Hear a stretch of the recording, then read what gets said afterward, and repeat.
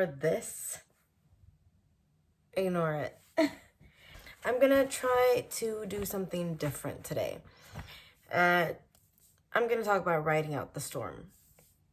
And I do, as I have per usual, written everything down, but as you can see, this is a long text and not just points. So I'm gonna read from this text. I just wrote it, and then we'll have a little chit chat. How about that? Great. Sounds great. You can't answer me. Great. The things you sometimes worry about don't exist.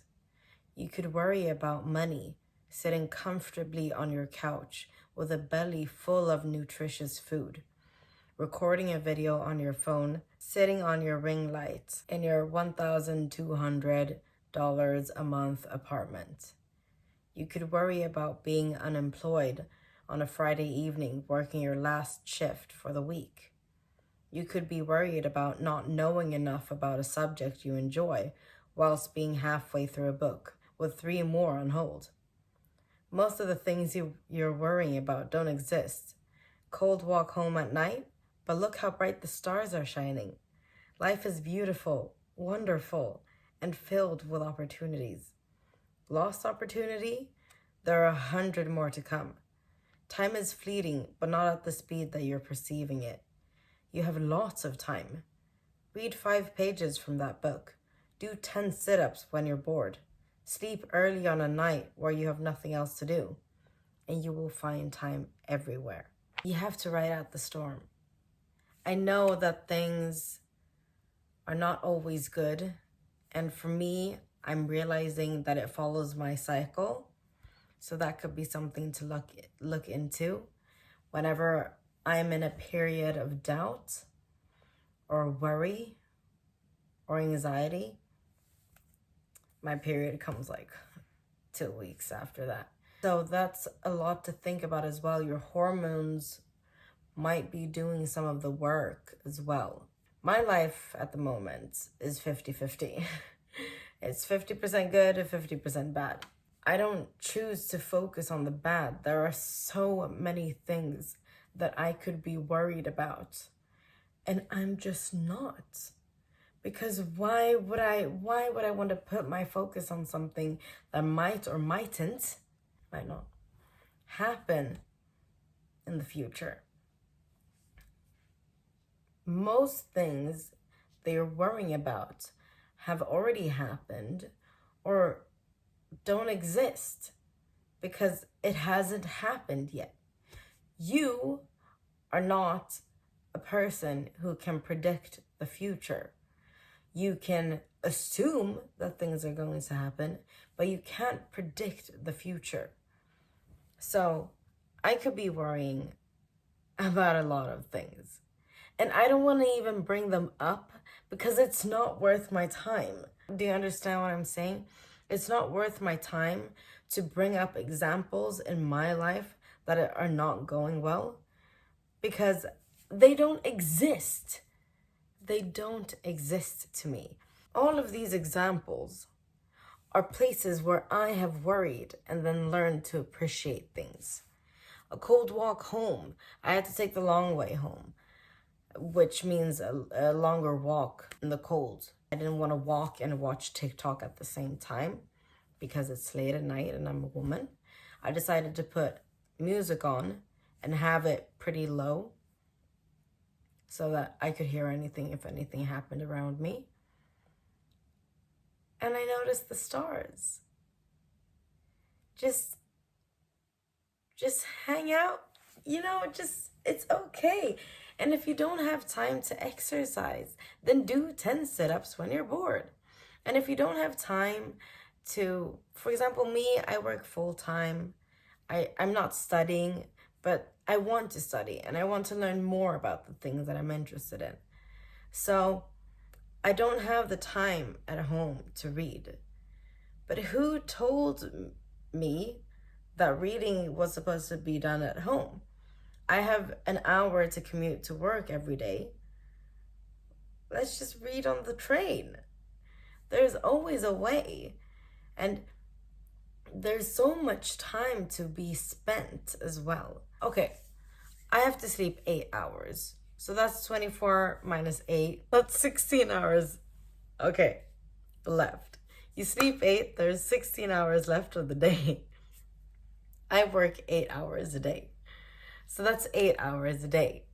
I commute 1 hour to work and 1 hour home. So that's 6 hours.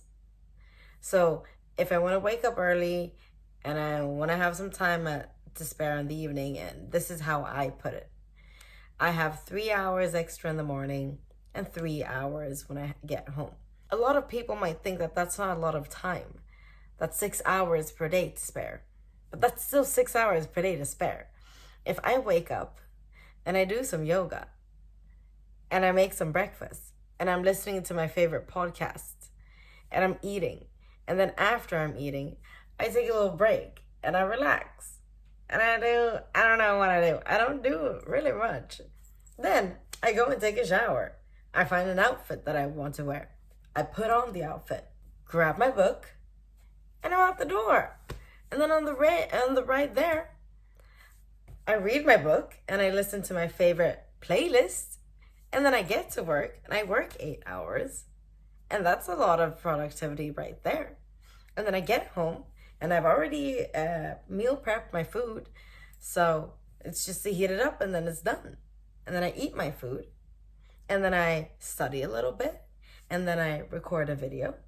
And then I watch Netflix and I go to bed. There's a lot of things that I had the time to do. I had the time to have fun. I had the time to listen to my favorite pod. I had the time to listen to my favorite playlist that hypes me up. I had time to watch Rick and Morty on HBO. But I also had time to read, to learn new things, to exercise, to move my body, to take a shower, and to eat 3 healthy meals. There is time. You just need to find the right balance for it. And the same goes with just negative and positive things happening in your life. You just have to balance it. Understand that this could be a negative outcome, so maybe I should put my focus on that. But also focus on the good things. Find that balance. And the things that trigger you and the things that make you uncomfortable and not want to do them, those are the things that you're supposed to be focusing on, because that's a sign to you that, hey, this is an area that you are uncomfortable with and that is unbeknownst to you. So you have to focus on this. That's what it's telling you. So you know exactly what to focus on. If your knee hurts, you know that you're supposed to focus on your knee. If you get anxiety every time you speak in public settings, then maybe you should start speaking in public settings. Honestly, that's what I had for this video. I don't have to make it longer than necessary. It's a short and sweet one. You're on the right path. Good things are happening. Good things are happening. And the thing that I just now realized is when things aren't going as me, control freak Fiona, had planned, I get upset. Or I did get upset or whatever. And I've had a hard time in the past seeing people excel past me. And that's a me problem. And I'm working on it. And it's just been hard. I used to think, but they don't deserve that because they did me wrong. And now their life is going great. First of all, you never know what their life looks like. It could be great in these ways, but it's also negative in these ways, just like your own life. So people might look at me and think, wow, she's really made it. And I look at someone else and I think, wow, she's really made it. And they're looking, you get what I mean? I had a hard time with that. When people's life are going so great, everyone's life around me is going so great, but mine's not. One of my family members just got to one of their dreams. One of their dream goals, they got. And I was so happy for her. And it made me realize, and I just felt, I've had this feeling these past days that my manifestations, they're about to come in. And I feel it in my soul and in the air. I can smell it in the air.